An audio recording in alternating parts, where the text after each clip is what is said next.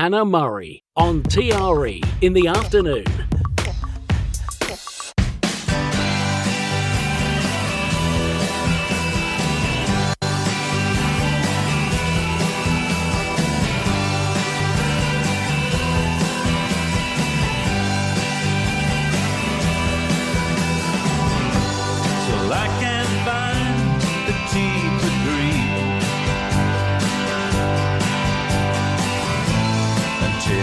Skies are blue of blue. I think I'll stay around a while. I think I'll hang on in with you. Time will catch up with me someday.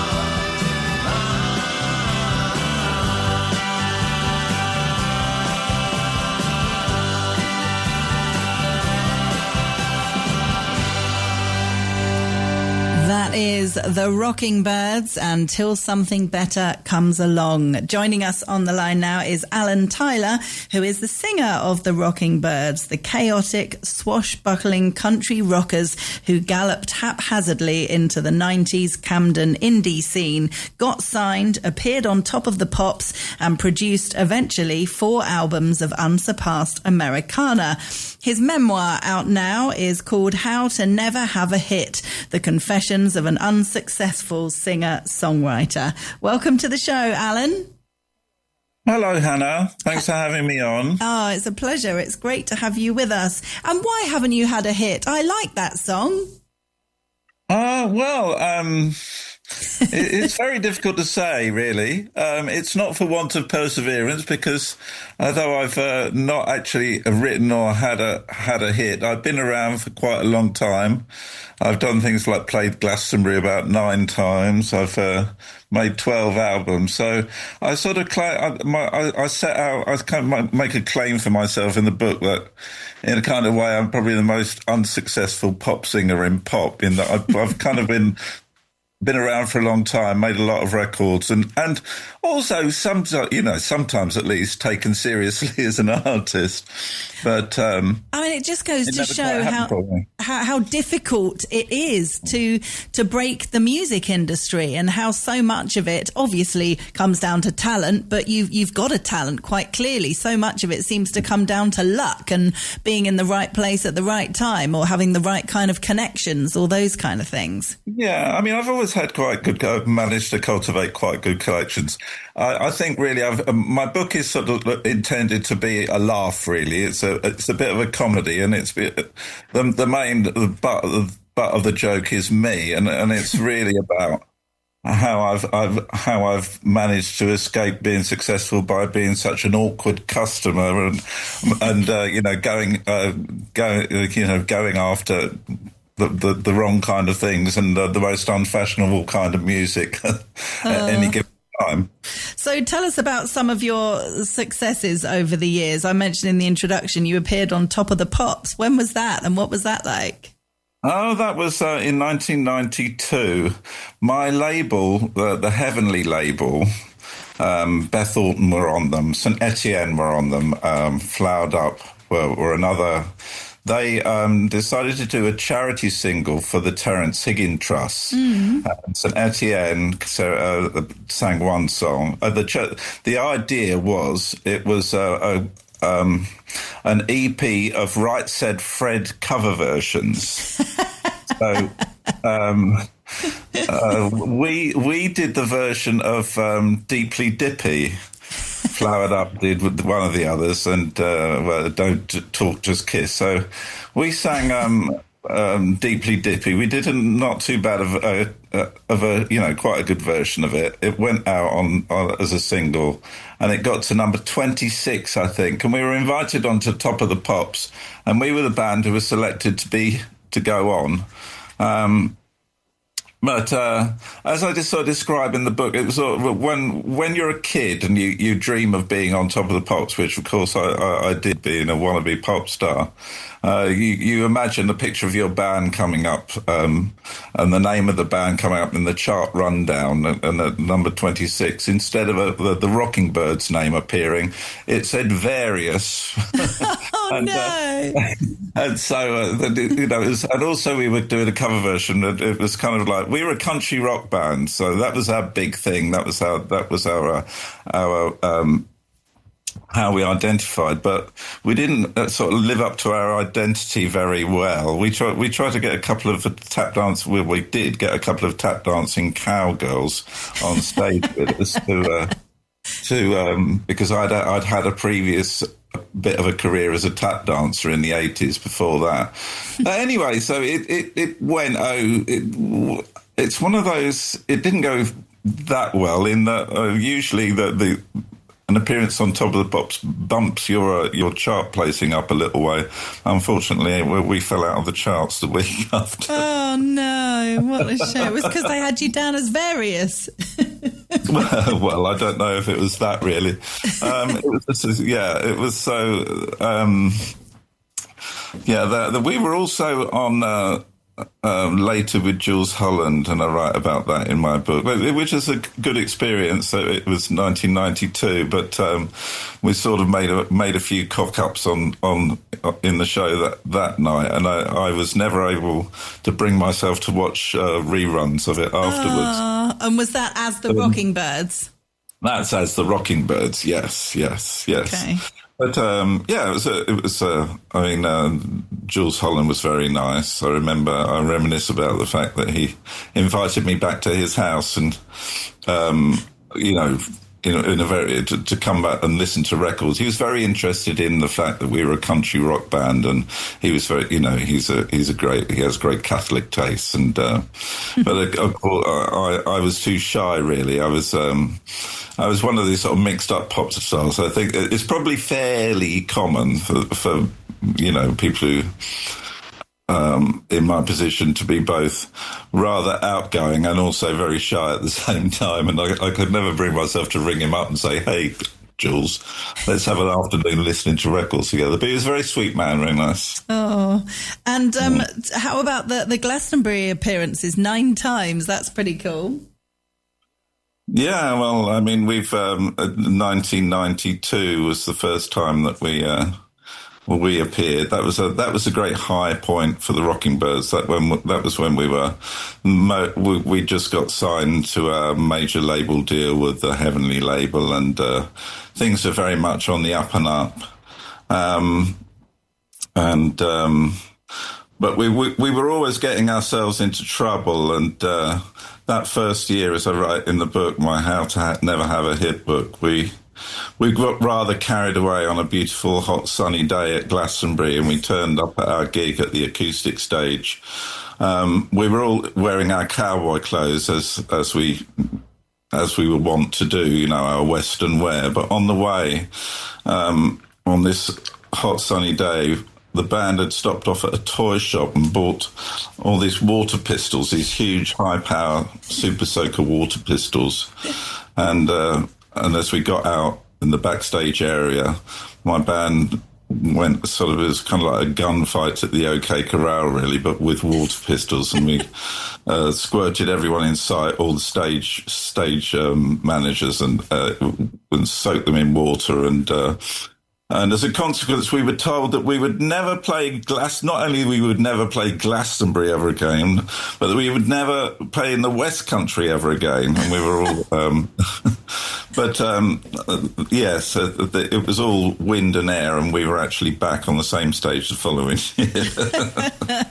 Oh, amazing. So I know it's all very tongue-in-cheek, as you say, how to never have a hit, but have you looked back on your life and career and kind of thought, maybe I should have done this, or maybe we could have done this, maybe we shouldn't have done that? Have you sort of thought about things that maybe you could have done differently, or is all of that just pointless?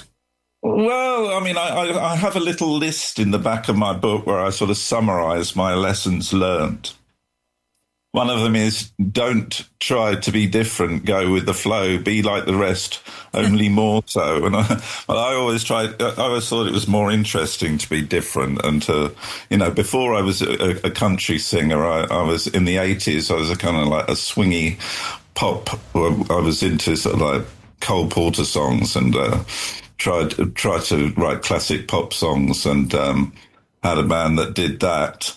And I was really into show tunes, which wasn't. But that was very good training for me. I was very sort of like steeped into like punk rock, and I don't know, maybe you're too young to remember, but the whole sort of punk rock ethos with anyone can do it, and you didn't have to be a good musician, and I always rather took that to heart and thought that was rather encouraging. So but I did make the mistake of just kind of being an advocate of being the cult of the can't. I didn't quite value building up, my guitar playing skills. And just generally not that hot on the technical side. So I could have, if I'd have worked a bit harder at that, I might have become a more rounded musician. But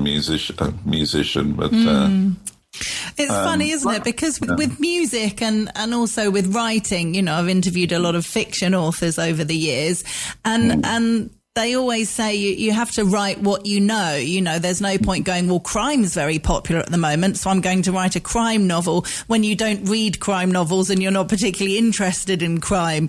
And I suppose it's kind of the same with music. You know, you could say, oh, bubblegum pop's really popular, maybe we should do that. But if you like country rock, then you should do country rock, I guess. Yes, I mean, you know, there's various different strands to why it wasn't a great success. You know, I mean, I wasn't the most charming person, but I had the good sense to surround myself with some charming people, and who were much more outgoing than me. You know, and were more friendly and chatty than I was. But I was also like terribly romantic about it. And on the one hand, I wanted to be a pop star and a great success, but on the other, I wanted to just be a cult hero and disappear into the make one album and disappear into the desert and be a legend. You know, and there's all these sort of like vain and silly ideas that you laugh at when looking back, but you took very seriously at the time. And what was the 90s Camden indie scene like? Oh, well, it was, that was the sort of thing that changed my misfortunes, changed my misfortunes. That was the sort of epicenter in the late 90s, early 90s. That's where I arrived in Camden, and that was kind of the epicenter of the kind of indie rock, NME, you know, music press, sort of like venue scene, the small venues where the band started off and went on to be big, like bands like Blur, Suede, Lush. Lots of different bands would pass through the doors of my local pub, which was the Falcon in just off Camden Road, and I'd got hold of this house on Camden Road. It's kind of a squat, really. I explain that in the book. And they were all really grungy, mainly sort of grungy rock bands. There was a sort of subgenre of music called the Camden Lurch, which kind of developed in Camden, and this is in the age of the shoegazers, bands with very, very long hair, very loud electric guitars, and they would basically like gaze at their shoes and make produce cathedrals of sound in a very small venue. But we were kind of like an outlier group, being a country rock band who wanted to do something different. I mean, you know, I suppose there is a certain amount of calculation going on here. You want to stand out and not be like everybody else. So in that milieu, you know, in that setting, if you did something that was plausibly good, you know, and with a few good songs, you make people sit up and think, oh, this is quite interesting, and that's what we did. So the Rockinbirds were a country rock band in the middle of this kind of grungy indie rock, alternative rock scene, where all our bands like in fact, my band as well, like bands like Dinosaur Jr. and this kind of American, like Nirvana and so on, were on the album. As well, but I was a bit more purist. I didn't really like rock. Not after punk rock. I sounded like I got bored with it, so I was always looking for something different to do. Yeah. And where did your love of country music come from? I remember at one point when I was younger, it was one of the musics I always thought, I'm not going to like that. It's just these look like boring hillbilly white Americans that just haven't got anything very interesting to say, and all the tunes are the same. But gradually, after punk rock, after I sort of exhausted my interest in sort of like rock music, I was looking around for different things to do. And as I say, I got into writing Cole Porter styles, or trying to write, you know, quality old school sort of jazzy pop songs. that had sort of like good lyrics. And I gradually cottoned on to the fact that, and I also loved jazz, and I just listened to so much music of black origin, soul, and there was a big sort of like soul scene, the early 80s soul boy scene, and I just bought lots of 12-inch singles, and I liked that. But it was actually a guy when I was at college who was an Elvis fan, and he was a black guy, this guy at North London Polytechnic, and I went to a party and he was playing Elvis all night long, or his Elvis 45s. And I suddenly realised that Elvis was fantastic, and it was just a great epiphany for me. And then that kind of led to Hank Williams, and then that opened out country music for me. Yeah. Great sort of vista of opportunity, and the songs were simpler to do, sort of 3-4 tricks, required, as all music does, skilled musicians to play them, and which I eventually managed to recruit or to gather around me to do country music with. So yeah, Hank Williams, Johnny Cash, Willie Nelson, all the sort of old school people were just inspired me. I mean, I just write with this various people who influenced me, that I explain in the book. People. And are you still together? Are you still gigging?